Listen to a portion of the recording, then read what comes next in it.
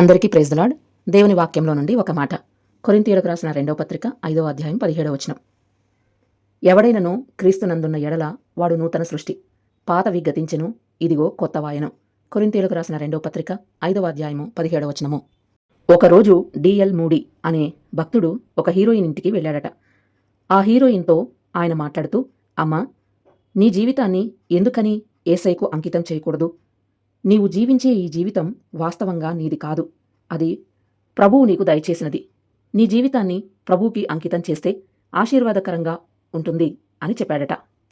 అప్పుడు ఆమె, పాస్టర్ గారు, ఇప్పుడిప్పుడే నాకు సినిమాల్లో అవకాశాలు వస్తున్నాయి, ఇప్పుడిప్పుడే కొంచెం ఫేమస్ అవుతున్నాను. అలా కొంతకాలం బాగా డబ్బులు సంపాదించిన తరువాత, బాగా ఫేమస్ అయిన తరువాత, నా వయసు అయిపోయిన తరువాత ప్రభువు దగ్గరకు వచ్చేస్తాను, అప్పుడు ప్రభువుకు నా జీవితాన్ని ఇచ్చేస్తాను అని చెప్తూనే డిఎల్ మూడీ గారికి కాఫీ తెచ్చి ఇచ్చిందట.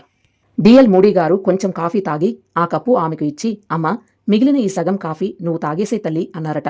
ఆ మాటకు ఆమెకు వెంటనే కోపం వచ్చి, మీరు ఎంగిలి చేసినటువంటి కాఫీ నాకిస్తే నేను తాగుతానా? మీకు మర్యాద తెలీదా? మీరు పాస్టర్ అని ఇంటిలోనికి రానిచ్చాను. పాస్టర్ అని మీకు గౌరవాన్ని ఇస్తే సగం తాగిన ఎంగిలి చేసిన కాఫీని నాకు ఇచ్చి నన్ను తాగమంటారా? ఏమిటండి ఈ మర్యాద అని చాలా సీరియస్గా అరిచిందట. అప్పుడు డిఎల్ మూడీ, అమ్మా, ఒక్క నిమిషం ఆగుతల్లి, వాస్తవంగా నేను ఎంగిలి చేసిన కాఫీ నువ్వు తాగాలని కాదు నా ఉద్దేశం.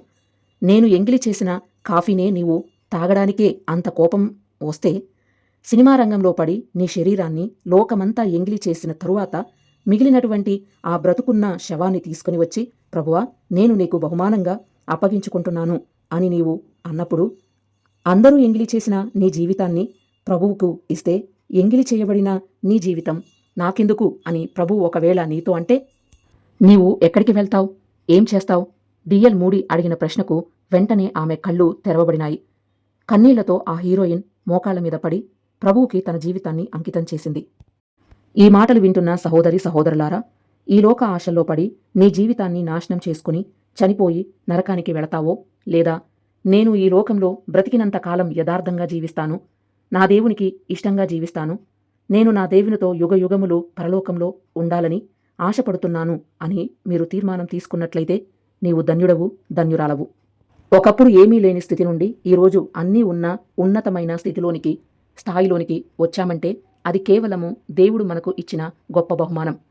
తిరిగి మనం దేవుని పట్ల ఎంత యథార్థంగా, నమ్మకంగా ఉంటామో, జీవిస్తామో అదే దేవునికి మనం ఇచ్చే బహుమానం.